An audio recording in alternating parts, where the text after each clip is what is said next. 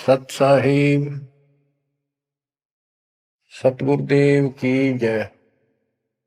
बंदी छोड़ कबीर साहिब जी की जय। बंदी छोड़ गरीबदास जी महाराज जी की जय। स्वामी राम देवानंद जी गुरु महाराज जी की जय हो।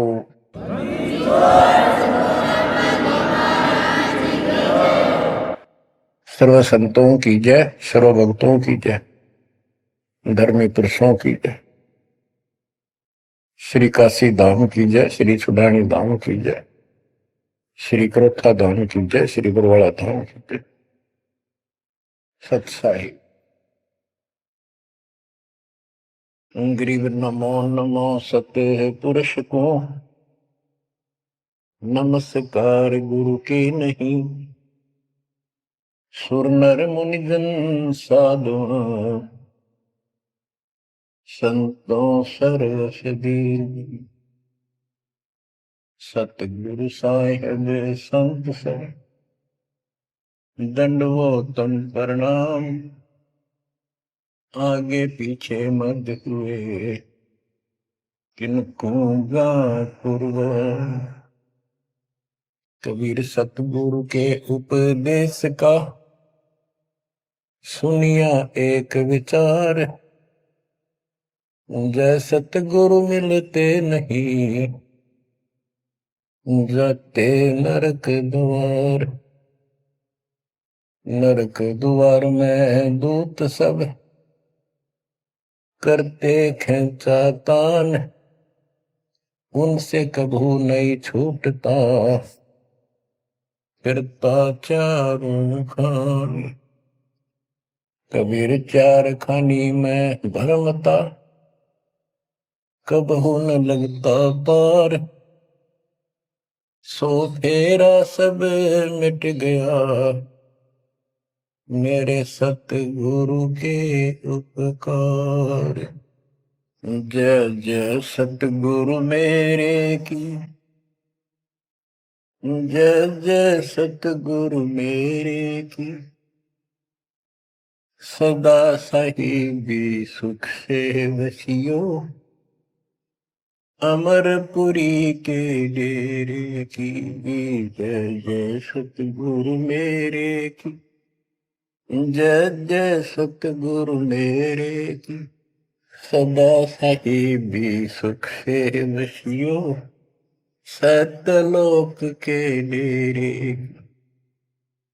निर्विकार निर्भय तू ही, और सकल बैमान। जी साधो और सकल बैमान। सब पर तेरी साहिबी, सब पर तेरी साहिबी। तुझ पर साहिब ना, निर्विकार निर्भय। परम पिता परमात्मा कबीर जी की असीम कृपा से बच्चों, आज हमारे अंदर अपने घर जाने की प्रबल प्रेरणा हुई है। बच्चों, कोई भी काम है उसकी विशेष जानकारी होने के बाद उसमें रुचि बनती है। किसी प्रकार अब हमें पता चला है कि इस लोक में हम गलत स्थान पर रह रहे हैं, और आपको यह भी याद दिला जाता है कि ये शरीर नहीं रहेगा। जिस परिवार को देखकर हम खूब खुश हैं, और होना भी चाहिए, पर ये साथ कितने दिन का है ये तो कभी ध्यान देते नहीं। इसके ध्यान ना देने से हम जन्म और मरण के इस महान कष्ट को भोग रहे हैं, इस महान कष्ट को झेल रहे हैं।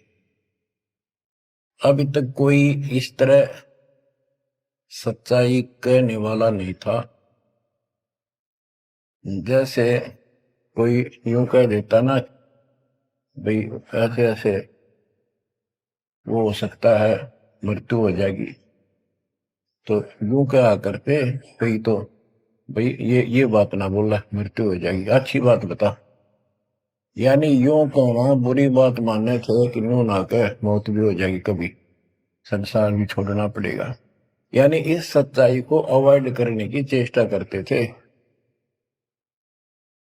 तो बच्चों, कबूतर क्या करता है, जब बिल्ली निकट आ जाती है वो डर जाता है, उड़ने की बजाय आंखें बंद कर लेता है और सोच लेता है खतरा टल गया, तो वो उसकी गर्दन मरोड़ के खा जाती है। अब आंखें बंद करें काम नहीं चलेगा, ये तो खोलनी पड़ेगी, हिम्मत करनी पड़ेगी, यहां से उड़ना पड़ेगा, काल से बचना पड़ेगा। पहले जैसे 12 कबीर पंथ चले हैं, उससे पहले ये हिंदू समाज, हिंदू धर्म, उसके बाद ये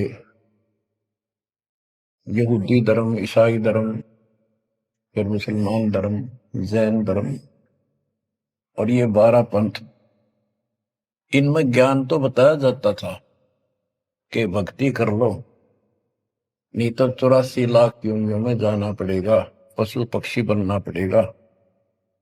और आत्मा डरती भी थी, भक्ति के लिए प्रेरित भी होती थी, लेकिन वो भक्ति शास्त्र विरुद्ध थी, शास्त्र में प्रमाणित नहीं थी, और वो ज्ञान भी शास्त्र प्रमाणित नहीं था।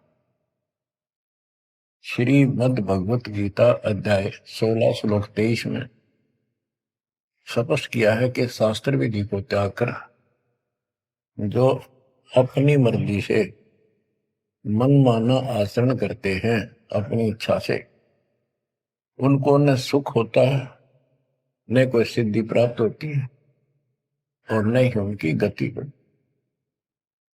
या तो ये कहो कि गीता गलत और ये झूठे गुरु सच्चे, इनमें से एक को रिजेक्ट करना पड़ेगा। लेकिन गीता को कोई रिजेक्ट कर नहीं सकेगा, आखिर में इन झूठे गुरुओं को त्यागना पड़ेगा। बच्चों, परमात्मा के पाने के लिए, उस सुख को प्राप्त करने के लिए कितने कितने कष्ट झेले हैं महापुरुषों ने, हमने भी उठाए। हम ऋषि बने, ऋषि बनकर कठिन साधनाएं की, जैसा लोकवेद दंत कथाएं सुना करते थे, उसके आधार पर सिद्धियां आ गई, सिद्धियां दिखाकर फिर प्रसिद्धि होगी, उस प्रसिद्धि के ऊपर हम प्रसिद्ध हो गए और खूब महर्षि प्रसिद्ध हो गए। अब पता चला वो प्रसिद्धि कैसी थी, जैसे आपको राबिया का प्रमाण बताया, 4 साल की ठीक साधना से ऐसे ऐसे चमत्कार भी हो गए, मक्का उठ के आ गया, लेकिन भविष्य 0 हो गया उसका,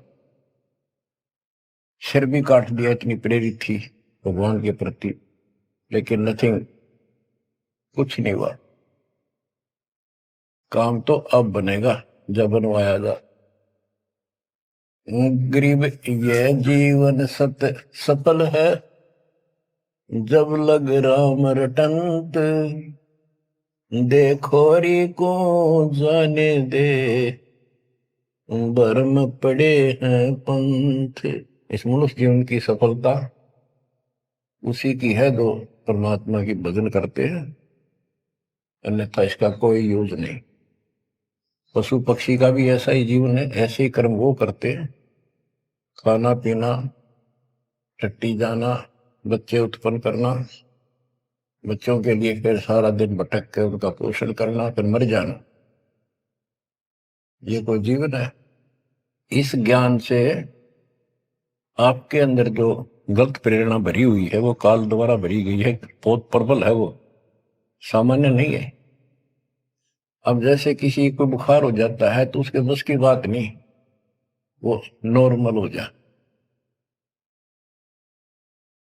तो बच्चों, अब के लगन लगानी पड़ेगी। जैसे बुखार हो जाता है, उसके बस की बात नहीं कि वो ठीक ठाक रहे, अपने ठीक क्रिया करे, तो उसके लिए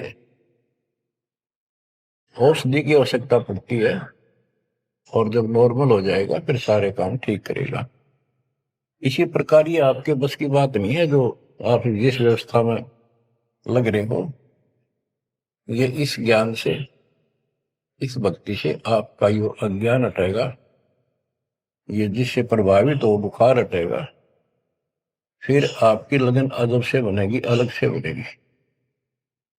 अगर ये भाव नहीं बना तो क्या ये जीवन अच्छा है जो आप जी रहे हो? कोटि जन्म तन भर में दोगे कुछ नहीं हाथ लगा रे। कुकर कुत्ता, सुकर सुअर, खर गधा, कौवा बुगला, बता इन प्राणियों के शरीरों में असंख्यों बार कष्ट उठा लिया अपने को, असंख्यों बार, एक बार नहीं। तो क्या इस प्रोसीजर को जारी रखोगे? मेरी आत्मा तो मान नहीं रही कि आप इसको स्वीकार कर लोगे। और अब भी आपकी आंखें नहीं खुलेंगी और आपकी प्रेरणा नहीं बढ़ेगी, तो फिर इंसान नहीं, पत्थर हो तुम, पत्थर। कोटि वर्ष करे संगत संतों की, पत्थर का जल में क्या लीजे। चंदन बन में रंग ला दे, एक बांस बिटन भी ना सींचे। पत्थर को जल में डाल दे, कितने गहरे जल में डाल दे, कितने दिन डाले रखे, उसका कोई असर जल का नहीं होता। नहीं, जल से तो नरम होता है पदार्थ। बाहर निकालते उसको घिसा दे दूसरे पत्थर से, जो का त्यों चिंगारी निकलेंगे। तो पत्थर जैसे प्राणियों को किसी चीज का असर नहीं होता। ये अमृतवाणी उन पुण्यात्माओं को झंझोड़ कर रख देंगी जिनकी आंखें काल में अज्ञान से बंद कर रखी। उस परम पिता के घर जाने के लिए, सुख को प्राप्त करने के लिए गरीबदास जी बताते हैं कि मंसूर मैसूर क्यों हो गया, शरीर पासी प्रवेश और जा के ऊपर एती नोबती। कैसा है वो देश? उस परमात्मा के सुख को, सतलोक को प्राप्ति के लिए, उसकी प्राप्ति के लिए टुकड़े टुकड़े शरीर करा दिया मंसूर अली जी ने, पीछे नहीं हटा। तो गरीबदास जी कहते वो सुख कितना होगा जिसके लिए शरीर भी खत्म कर दिया, कोई नो प्रॉब्लम। और ये शरीर तो आपका रहेगा नहीं, गारंटीड है। इसलिए बार बार याद दिलाता हूं कि हमारे ऊपर नशा जबरदस्त कर रखा काल ने।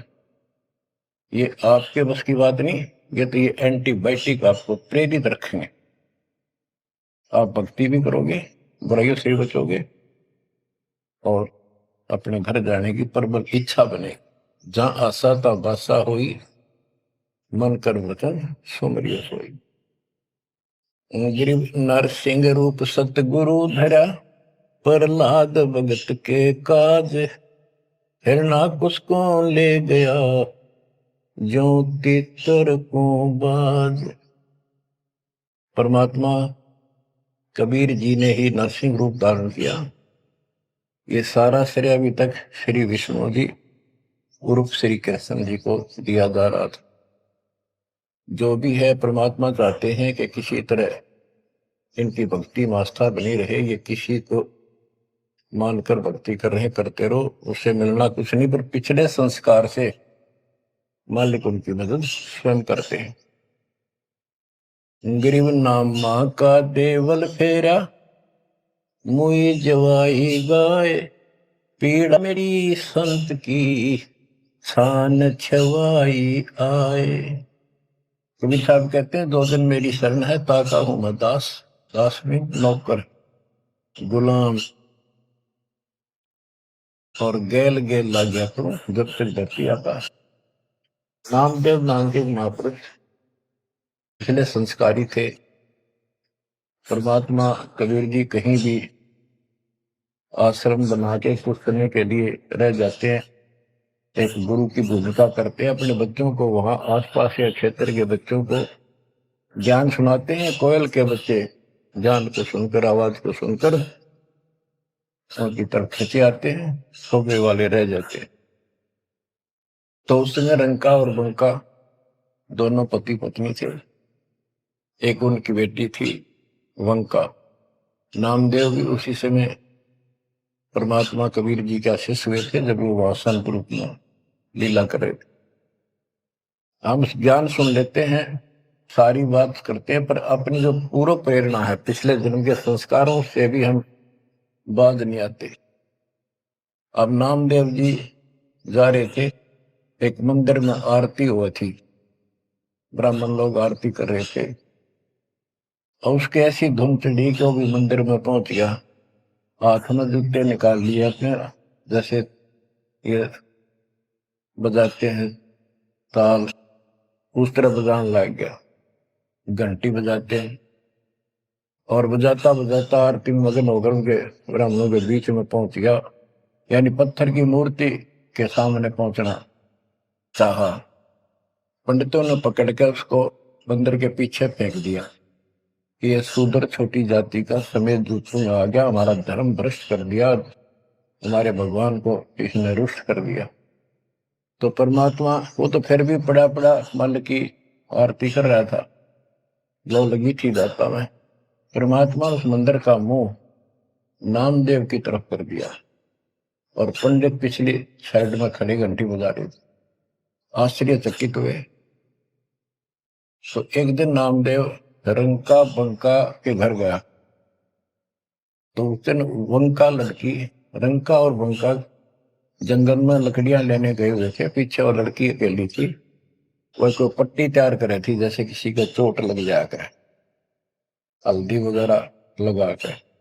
नामदेव बोला, बहन किसको क्या हो गया, किसको चोट लगी, किसके लिए पट्टी बना रही हो? उनका बोली, रे नामदेव तू गुरु जी ज्यादा दुखी ना करा थे, तो भाई मर्यादा में नहीं रहता, वहां के जरूरत है तेरे को जाने जिस मंदिर में, अपना मंदिर में जाना भगवान अलाउड थोड़ा कर रखा है, मानता नहीं तो तेरे लिए, तेरी इज्जत रखने के लिए गुरु जी तेरे मंदिर पेड़ गए थे, हाथा चोट लगी भाई, उनका पट्टी बांधो। नामदेव गया, देखा तो सचमुच गुरु जी के हाथों में चोट लगी हुई है, और उनका पट्टी बांध। हम भक्ति भी करते हैं पर अपने संस्कार फिर भी कोई न कोई अड़ाए रखते हैं, ये परमात्मा को परेशान करते हैं। आप अब आ गया है कति पीक टाइम, अब ये बात नहीं चलेगी। पहले तो चलो को रह गए, कोई बात ना, पैर पकड़ लिए भगवान ने, अब क्या फिसल गया पैर तो पता नहीं कहाँ पड़ोगे जाकर। ऐसा अजब गजब का ज्ञान दे दिया, ऐसा समाधान आपको दे दिया, और ऐसे समय में मानो श्री मांगी। तो आंखें खोल लो बच्चों, गरीब नामा का देवल फेरा, मुई जवाई गाय, पीड़ा मिट्टी संत की छान छवाई आए। अब एक जिसमें नामदेव जी ने मंदिर घुमा दिया, घुमाया तो मालिक ने था, लेकिन मालिक अपने नाम नहीं लेते, दादू सिर दर्जीव के आप बगल हो जाए, करा करावे साइया मन में लहर उठा, दादू सिर दर्जीव के आप बगल हो जाए। उनकी महिमा ज्यादा होगी, मुसलमान धर्म के लोगों को दिक्कत हुई, उन्होंने राजा को कहा कि ऐसे ऐसे काफिर है, वो दुनिया को गुमराह करता है कि मुर्दे जिंदे कर देता है, मंदिर घुमा दिया, ऐसे कर दिया। राजा ने पकड़ के बुलाया और कहा, ये गाय काट दी वहां पर, इसको जिंदा कर, जब जाने तो संत है, नहीं तो तेरे को आज तेरी गर्दन यही काट दूंगा। कबीर साहब कहते हैं, हम फिर वहां गए बच्चे, अपने बच्चे के लिए, और उस गाय को जीवित किया। जैसे पुराने समय में संस्थान झोपड़ी डाला करते थे, हट घास ग्रास की, और वो साल भर में कंडम हो जाती थी, तो बारिश आने से पहले उनको फिर से या तो नहीं डालते थे या तो उनमें कुछ रिपेयर किया करते थे। नामदेव की माता जी ने कहा, बेटा अपनी छान ठीक कर ले झोपड़ी, बारिश आने वाली है, मौसम निकट है। वो कहने लगा, ठीक है माता जी, जाता हूं मैं जंगल से सर काट के लाता हूं, वो सरकंडे से घास फूस। रास्ते में सत्संग हो रहा था, सत्संग सुनना, फिर वहां सेवा में लग गया, शाम होगी, वापस आ गया। उसकी माँ बोली बेटा ले निकल घास फूस। माँ ऐसे ऐसे सत्संग में चला गया, ध्यान नहीं रहा। अगले दिन फिर ऐसे ही। उसकी माँ बोली भाई देख ले तो बारिश हो जाएगी, कुछ दिन सारे कपड़े भीजेंगे, अपने भीगेंगे, बहुत नुकसान हो जाएगा। अगले दिन भी ऐसे हुआ। तीसरे दिन उसने सोचा आधा सत्संग सुन लो और फिर जाऊंगा। आधा सत्संग सुनकर चल पड़ा। सत्संग तो फिर पूरा ही सुनना पड़ा उसने, फिर सेवा सेवा ना करी, अपना वो काम के लिए चल पड़ा। जल्दी जल्दी घास फूस काटने लगा, पैर में कुहाड़ी लगी, दांती लगी और ज्यादा चोट लग गई। पैर के पट्टी बांधी, अपना कपड़ा वही ले रखा था पाड़ के चंदर। और उसी दिन परमात्मा ने नामदेव का रूप बनाया और खूब ये सरकंडे सिर पर धर के ले आए, आकर छान बना दी और डाल दी। नामदेव शाम को लंगड़ाता लंगड़ाता पहुंचा। माँ बोली के लग गया बेटा? मैंने बताया माँ ऐसे ऐसे आज भी ना लड़ पाया मैं तो। माँ उस झोपड़ी से आगे पहुंच गई, बेटे को तकलीफ सी देख के क्या लग गया बेटे का। माँ माफ करिए आज भी नहीं सामान जान पाया मैं तो, वो ऐसे ऐसे बन गई मेरे साथ। कोशिश करूँ था जल्दी जल्दी काटूं, माँ दुख पाओगी। मेरे तो पैर में कुहाड़ी लगी है, दांती लगी, चोट लगी और चला भी नहीं जाता। माँ ठीक होती बनाऊंगा झोपड़ी। उसकी माँ उसके मुंह की तरफ के बेटा क्या बोल रहा है तू? तो अभी तो आया था झोपड़ी खुद बना के गया, बेटा क्या कह रही है, चोट कब लगी तेरे? नामदेव निकट आया, देखा ताजी झोपड़ी बना रखी है गजब के सरकंडे लाके। ऐसे तो आसपास की तो थे भी कोनी, ऐसा घास फूस। नामदेव खूब रोया बैठे। माँ भगवान थे, परमात्मा थे वो तो।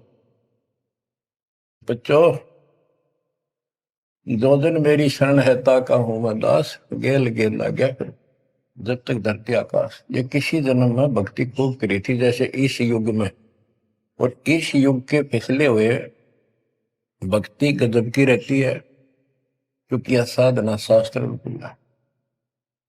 मोक्ष ना होता तब तक परमात्मा इनके साथ रहे। इनसे चमत्कार भी होते रहते, नाम भी हो जाता, पर काम तो ना बढ़ा, मोक्ष तो ना हुआ। तो ये जो ज्ञान आपको सुनाया जा रहा है, ये हर पहलू पर आपको सतर्क किया जा रहा है। तो या तो इस भक्ति में छोड़ दो, रिया कति दर्द हो जाओ, कमर कस लो, अब के पीछा छुटवाना है। ये लल्लो पत्तो बहुत होली। केवल हम सुख मांगते हैं, धन मांगते हैं, बेटा ना तो बेटा मांगते हैं और धन संपत्ति मांगते हैं। ये तो बिना मांगे दे देगा जब दिल डट गया आपका। दृढ़ रहे तो कोई भी काम है दृढ़ता के साथ होता है। धीरे धीरे रे मना, कबीर साहब कहते। कबीर धीरे धीरे रे मना, धीरे सब कुछ हो, माली सींचे सौ गुड़ा, फिर तो है फलो। आज पौधा बोया है आम का, अगले दिन नहीं लगेंगे फल उसके, महीने 20 दिन में भी नहीं लगेंगे। वर्षों उसकी सेवा करनी पड़ेगी। एक बार पेड़ बन जाने दो, फिर देखना आपको छाया भी और फल भी इतने देगा, आप भी खाइयो, रिश्तेदारों को खिलाइए। इसी प्रकार से भक्ति रूपी पेड़ को, पौधे को पेड़ बना लो। दास देख रहा है, दास ने शुरुआत जब की थी उनकी क्या स्थिति थी मेरे बच्चों की, भक्तों की। वो डटे रहे, टिके रहे, आज हर तरह से उबारा है, संसार से न्यारा है और मोक्ष मिलेगा। जो जन्म मरण का कोड कटेगा। गरीब कबीर के सो बंजारा हुआ, आप भक्ति के हेत कंकर बोई जान के, धना भगत के खेत। धन्ना भगत जी बहुत जबरदस्त लगन की लगी हुई थी उनकी, बहुत जबरदस्त भगत थे। दया भाव संत में होती है। बारिश हुई, बीज सभी किसान ज्वार बीजने चल पड़े। तन्ना की पत्नी ने भी ज्वार दे दी 5 किलो, अल्ले खेत में बो के आओ। भगत जा रहा था बैलों को साथ, बैल लेकर के, हल लेकर के। रास्ते में 4-5 भगत भूखे थे, बैठे थे। अब भगत स्वाभाविक साधु संत को देखकर राम राम करी, उसने बैल खड़े कर दिए, बैठ गया 2 मिनट भगवान से। सुबह सुबह पता चला कि उन्होंने 3 दिन से भोजन नहीं खाया था और मरने के कगार पर। कहने लगे भगत हम तो मृत्यु के निकट हैं, कहीं भोजन नहीं मिला। क्योंकि रेगिस्तान राजस्थान या भी पहले सारी स्थिति ऐसी थी नहीं बढ़िया वाली जनता की। बारिश हो गया तो फसल होगी, ना तो भूखे मरा करते। तो भगत जी ने सारे के सारे ज्वार रख दी उसके उनके आगे, बीज वो मरे थे भूखे, सारी खा गई। अब वो चल पड़े। भगत जी ने सोचा ही वे घर वाले लड़ेंगे, पत्नी भी गर्म मिजाज की थी, और इसमें तो भाई कोई भी टोक दे, बीज भी कित खा गया तो कित खो दिया। किसान का तो जीवन होता बीज। लेकिन उसने परिवार न्यौछावर कर दिया। कक्कर इकट्ठी की लोगों को दिखाने के लिए, जैसे और बीज बो रहे थे ऐसे कंकर बखेर के हलवा के सामने घर आ गया, खेत में जाकर नहीं देखा। कुछ दिनों के बाद औरों का तो ज्वार गजब की उगरी, और भगत जी के खेत में तुम्बे मतीरों की बेल उगरी बिना गिनती की। मतीरे लग गए मोटे मोटे ये तुम्बे। अब क्या होता है कि भगत जी के खेत में, धन्ना भगत के खेत में बहुत ज्यादा बेल उगी मतीरों की, मतीरे से मोटे मोटे लाग गए, ऊपर नीचे पड़े न भरी दिखे उनका खेत भरा। कुछ दिन के बाद क्या होता है कि बारिश ना होने से उस क्षेत्र में अकाल जैसी स्थिति होगी। वह ज्वार किसी का हुई, किसी की थोड़ी बहुत हुई, बिल्कुल नहीं हुई। तो वो तो बाद की बातें हैं। किसी ने जाके धन्ना भगत की पत्नी को बता दिया कि तुमने ज्वार नहीं बोई। वह बोली बोई, वो कहा हमारा भगत कि ना आपके तो मतीरे उग रहे हैं, ज्वार है ही नहीं। उसका दुख हुआ, ज्वार भी कित खा गया यो। तो वह गई, देखा सचमुच वहां तो मोटे मोटे मतीरे भरे पड़े। एक मतीरा यानी एक तुम्बा लेकर चाल पड़ी। धन्ना भगत को पता था कि बात आज बिगड़ चुकी है। उसके बाहर जाते ही भगत वहां आ जाते थे, उसके रहते नहीं आते थे। वह जल्दी वापस आ गई। धन्ना भगत ने सोचा था शाम तक आओगी, तो भक्तों से कहा तुम जाओ, बात आज गड़बड़ है। सिर पर मतीरा रख रखा, आते उसने मतीरा सिर में मारा धन्ना भगत का। धन्ना भगत जी ने थोड़ा बचाव किया तो धरती में लगकर फूट गया। फूटते उसमें ज्वार निकली जैसी बीज की साफ सुथरी भेजी थी। अब भगत जी तक टेढ़ा पड़ा, सिर बचाया, और वह देवी देख रही थी, कभी धन्ना भगत को कभी ज्वार को। तो वह बोली ये कहां से आ गई ज्वार इसमें। धन्ना भगत नहीं बोला। वह फिर खेत में गई, वह ज्वार उठाकर अंदर रख ली। वहां जाके देखा कपड़ा बिछाकर मतीरे फोड़न लागी, ढेर लाग गया। गठड़ी बांध के चल पड़ी, ढोण लागी ज्वार। अरोरा की ज्वार कति कंडम सी होगी, वो ये को ना खड़ी तो रही, पर बस उसमें बीज नहीं बना, सूखी सूखी सी खड़ी। अब वह 3-4 गठड़ी 5-6 गठड़ी ले आई भर भर कर। भगत बोला जितनी आपने अपनी होनी चाहिए थी ना तेरे खेत में उतनी रखना, ज्यादा ना लेना भगतमती ने। बोली तू तो ऐसे करा कर, भगवान ने दी है सारी लाऊंगी। वह गठड़ी भर कर चाली, जब उसका कोटा पूरा हो लिया, वहां तक तब बोझ मरती आई, बाहर खूब लग गया, उतारी तो सारा फूस बना पाया, एक फेर लाई वो भी नहीं हो गया, हार के बैठ गई। फिर धन्ना भगत के खेत में ज्वार निकला, तुम्बों से ज्वार निकला, गांव इकट्ठा हो गया। भगत बोला, भाई अपनी बांट लो थोड़ी थोड़ी, तुम सारे भूखे मर तो बच जाएगा गाँव। तो सब ने अपने हिसाब का थोड़ा थोड़ा ले लिया, और फिर भी उभरती रहेगी। बच्चों, ये बातें कोई बनावटी नहीं है। जिनने भगवान के ऊपर समर्पण किया, जो भगवान पर समर्पित हुए, भगवान ने कभी उनका मारा नहीं। चारों युगों को देख लो, हमने किसका रखा मारा। तो बच्चों, ये महापुरुषों की जो कथाएं हैं आज अपने काम आऊंगी। आप एक बार लग कर देखो इस मार्ग, कोई जगह नहीं रहेगी आपको अगर मगर कर्ण की स्मरण को कति परमात्मा हर तरह से संतुष्ट कर देगा। दास अपनी एक कथा बताओगा। हम सुनते थे कि द्रौपदी का चीर बढ़ा दिया भगवान ने, पर ये नहीं पता था क्यों बढ़ाया था। वो तो अब इस तत्व ज्ञान से निखार हुआ कि कबीर परमात्मा ने एक लीला करके उसका लीर ग्रहण किया कपड़ा, और उसके कारण बढ़ा था। तो इससे कोई किसी को कहते वो मानता नहीं था, ये कोई बात है, कैसे हो सकता है, ऐसे नहीं हो सकता, वैसे नहीं हो। हम भी मानते थे कि चल ना होगा, पर भगवान तो है और बहुत काम कर रखे हैं। मन मानता था भगवान कुछ भी कर सकता है, क्योंकि आस्था जब भी बनती है जब ये भावना बढ़ जाएगी परमात्मा जो चाहे सो कर सके। उसके सामने इम्पॉसिबल वर्ड नहीं है उसकी डिक्शनरी। आपको बताता हूँ, नाम ले लिया, 2-3 साल हुए थे बस। 1988 में नाम लिया, 1990 या 89 की बात है, 88 या 89 की। तो एक मकान बनाया, ऊपर मकान बना रखा है, उसके ऊपर एक गैलरी ही पूजा स्थल बनाया, 5.5 बाई 15 फुट का। उसमें एक गली में झांकी थी, खिड़की और विंडो, और एक अंदर आंगन की तरफ क्रॉस वेंटिलेशन बढ़िया था।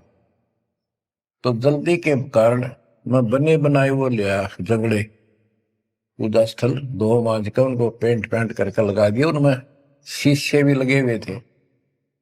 एक शीशा टूटा हुआ था, एक शर्फ खिड़की का, वो डबल होते, मैं ये चढ़वा देंगे बाद में, जल्दी काम हो जाएगा। वहां मैंने ये भक्ति गोद छपुआ कर रखी कि गुरुजी आएंगे उनको सौंप दूंगा, वो आगे भक्तों को देते रहेंगे जब कोई दीक्षा लेगा। ऐसे सेवादास करने लगा। क्या हुआ कि उस जो शीशा टूटा हुआ था उसमें क्या चूहे बढ़कर उनको काटने लगे। और उस समय क्या था, जब वो जंगले लगाए तो जाली ले आया था, ये एक लोहे की जाली जो मच्छरों से बचाने के लिए खिड़कियों पर लगाई जाती बाहर की साइड, और वो गलती से वो गलत काट के दे दी। मैं वो साइज लिख के उस लोहे की दुकान पर दिया, भाई ये काट के तैयार कर दे, इनका गल बना दे। मैं और सामान लेकर वापस आया, उसने बांध के लपेट कर रख रखी थी, मैं उठाकर चला पैसे देकर। आके मैंने कहा ले भाई लगाओ।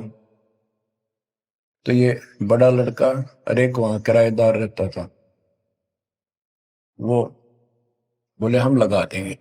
कील क्या सारी ला रखी थी, उन्हें सीढ़ी लगाई।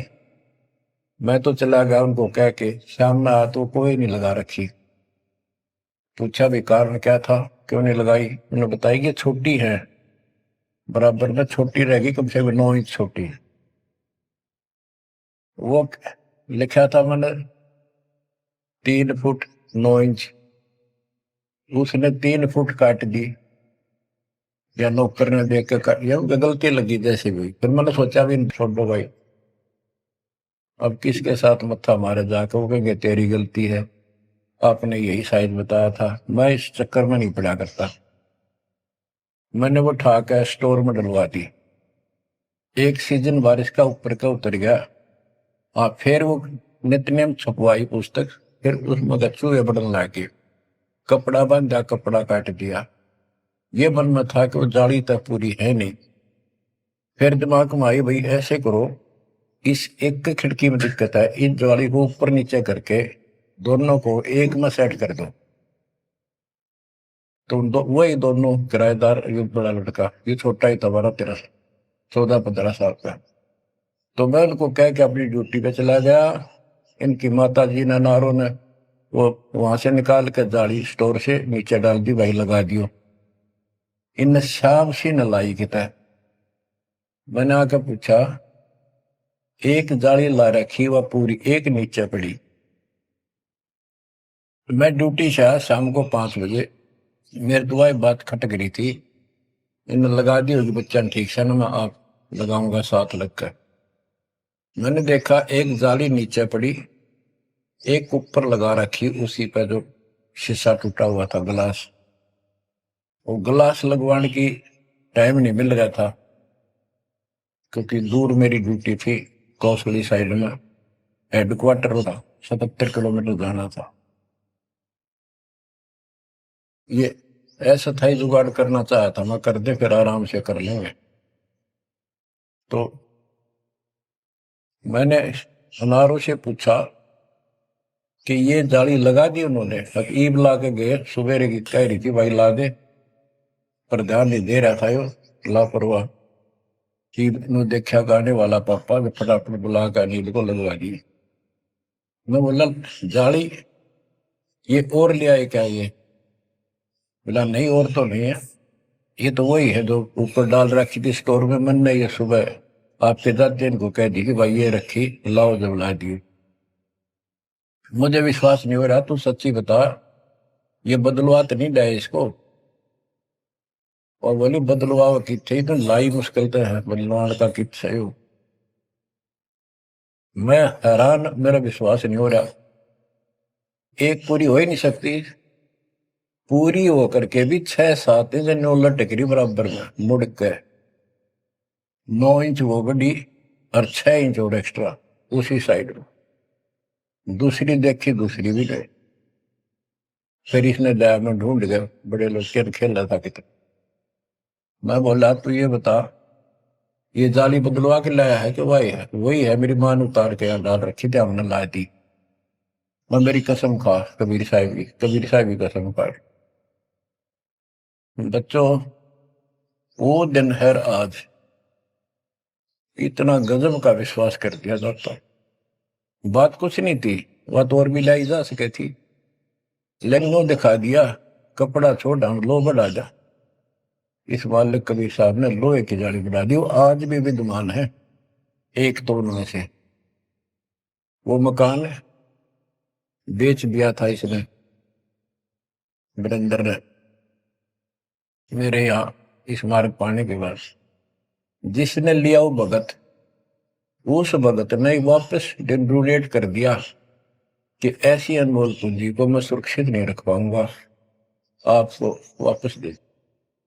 आज वो फिर वही है, वह जाली लगी हुई है, हमने भी उसमें सफाई किया नहीं है अभी, क्योंकि हमें थोड़ा सा फुर्सत अच्छी होगी, यहाँ से निपटेंगे मिशन को पूरा करके, उसको फिर याद के रूप में रखेंगे। तो बच्चों, विश्वास रखो इस मालिक पर। कह कबीर सुनो भी साधो, मैं तो हूँ विश्वास, और गलत साधना करने से कुछ नहीं मिलेगा।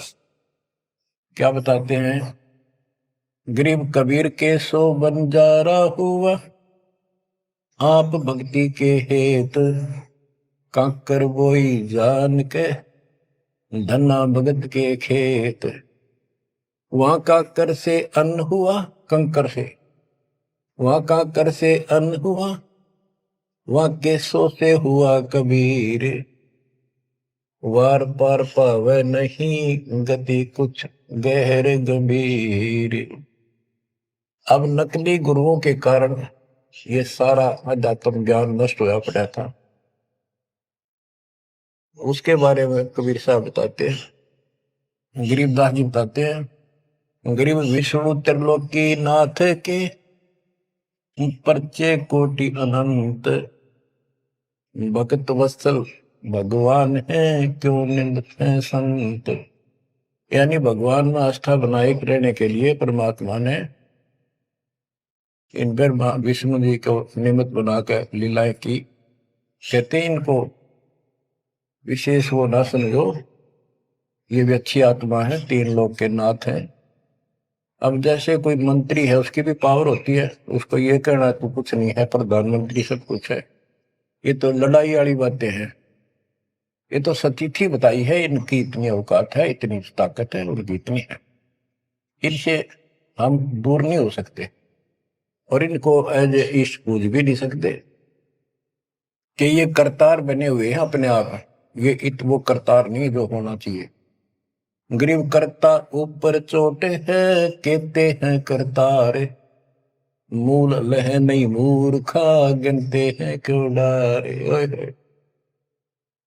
कि जितने करतार अपने आप बना रखे तुमने, राम कृष्ण विष्णु, ये फिर कितने बना रखे। कर्ता ऊपर चोट है, जो एक करतार को छोड़कर अन्य जो कर्ता बनते हैं उनकी दुर्गति होती है।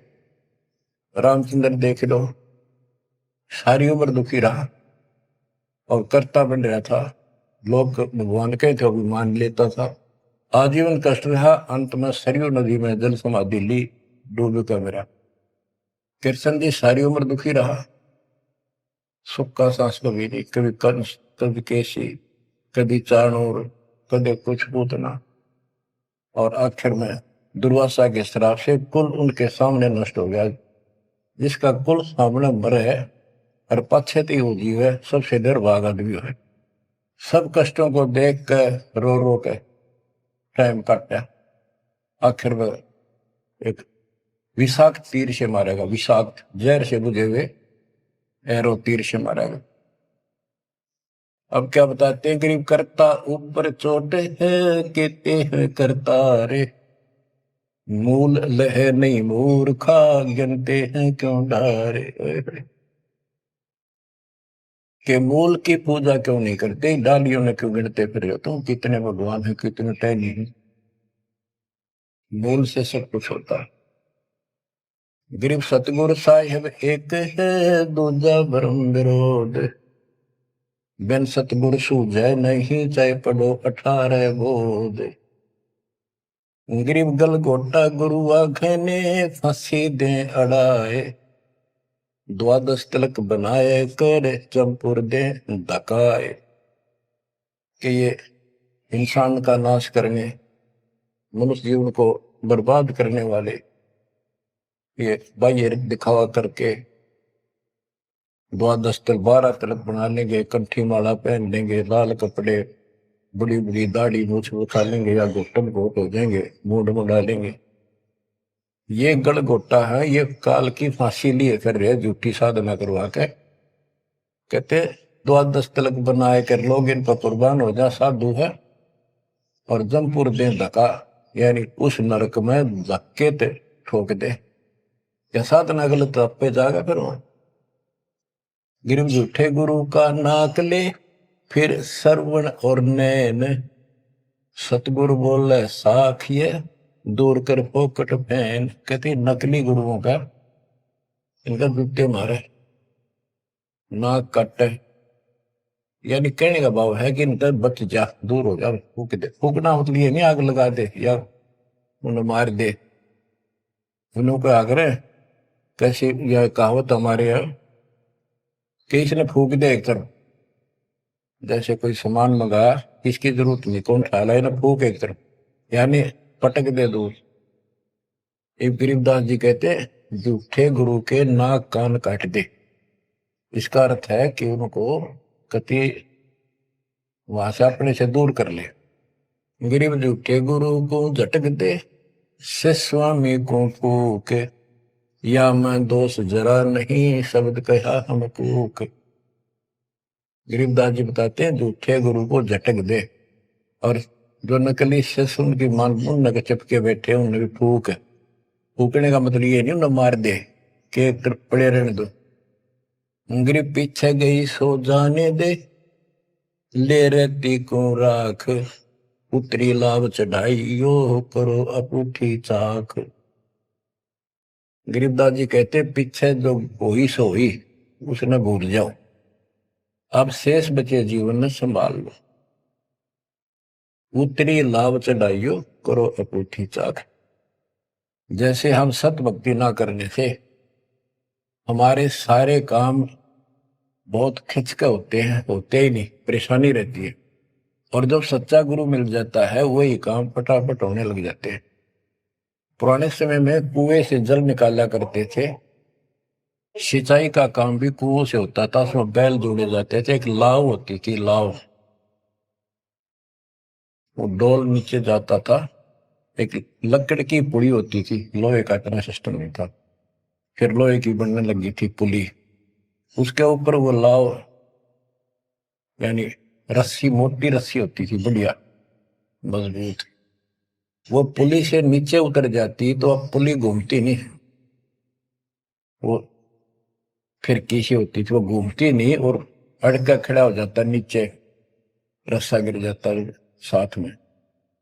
फिर उसको कहते ऊपर रख, फिर से पुली पर रख और फिर खींच, आसानी से घूमेगी और फटाफट पानी निकला होगा। कि शास्त्र विरुद्ध साधना करके भक्ति से दूर होकर भगवान से तुम दुख पा रहे हो, फिर से भक्ति शुरू कर दो, फिर आपको सुख। गिरिव पीछे गई सो जान दे, ले रहती कुआं, जो शेष बचा जीवन इसको संभाल ले रख। उतरी लाभ चढ़ाई यो करो अपूठी चाख। गिरिव बोए बिन पावे नहीं, जीवित कैसा योग। 84 आसन करे मिटे न संसार शोक।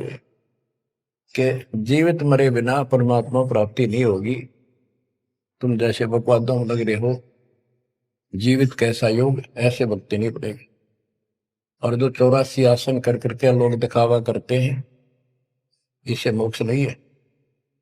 गिरिव पंचअग्नि पाखंड है, मौनी तपे आकाश। झरने बैठे क्या हुआ, क्या जी में पंच गिरास। ये 5 धुएं लगा के बीच में बैठ जाते हैं पाखंड करने के लिए। इन मकला इतनी है ज्ञान इनको। कोई मौन रखता है, कोई तप करता है, मटके गड्ढे के अंदर सुराख करा के एक तपाई कर रख के 40 दिन सर्दी के महीने में 100 मटके डेली पानी के अपने सिर पर डलवाता है। और वो बड़े बड़े गांव के लोग उस पाखंडी के चारों तरफ परिक्रमा करते हैं। और कोई कहे मैं सिर्फ 5 गिलास खाया, अपनी ज्यादा खाता नहीं। इस तरह के ड्रामाबाजी से अट्रैक्ट करते पब्लिक को, पल्ला कुछ नहीं। गिरिव दूधा धारी शब्द है, पान फूल फल खाई। घट में नाम न संचय, ये बंधे जमपुर जाई। कई बताते हैं एक बाबा है, दूध दूध पियो है, बड़ा शब्द है, दूध आधारी बोला है। और केवल कभी फल खा लेता है, कोई फूल फल ही खाता है। तो गरीबदास जी कहते हैं गरीब दूध आधारी शब्द है, ये पान फूल फल खाई। घट में नाम न संचय रे, बंधे जमपुर जाई। सच्ची भक्ति है नहीं, सीधे नरक में जाएंगे। गरीब चुंडित मुंडित भद्रा, मोनी मैल न पावे। धूमर पान ठडे श्री, ये 2 जग धक्के खा। गरीब योग नहीं यो रोग है, जब लग निज नाम ल चीन। घर घर द्वारे भटकते, बेख बिना यकीन। गरीब बेख लिया तो क्या हुआ, जब लग नहीं विवेक। 3 काल निपजे नहीं मिटे कर्म रेख। के चुंडित मुंडित, जैसे बड़े बड़े सिर पर जटा रख रखी है, दाढ़ी बंडवारी, माला मूला पहन गए, बाहर पहिए ड्रामा खोल कर रखा है, लाल कपड़े पहन रखे, या कति गोट करवा रखा, मुंड मुंडवा रखा। कहते हैं इनसे कुछ नहीं मिलना, कोई मौन रखते हैं। गरीब चुंडित मुंडित भद्रा, मोनी मैल न पावे। धूमर पान ठडे श्री, ये 2 जग धक्के खाओ। ये धूमर पान करें, नशे करें, सुल्फे की मारे चलम भर कर ढूंढ उठा दे, ठडे श्री खड़े होकर तप करते, कहते 2 जग में धक्के खाओगे, नरक में जाएंगे। बच्चों, ये मूल ज्ञान है, ये तत्व ज्ञान। और ये जो ज्ञान आपको दिया जा रहा है, आपके लिए वरदान होगा। ये कबीर साहब की गिफ्ट है। इस रजा को संभाल के रखियो, इसको हल्के में ना दियो बच्चों, कुर्बान हो जाओ। ये धन दे करते था सिंह धन हो गए, कितना पुराना पट्टा। इसकी शरण में डट कर सत्संग सुना करो, सेवा करो और दान करो, मर्यादा का निर्वाह करो, भक्ति करो। देखना नारे रंग ला देगा दाता। मालिक आपको मोक्ष दे, सद्बुद्धि दे, आपको याद बनी रहे अपने घर की सच्चाई।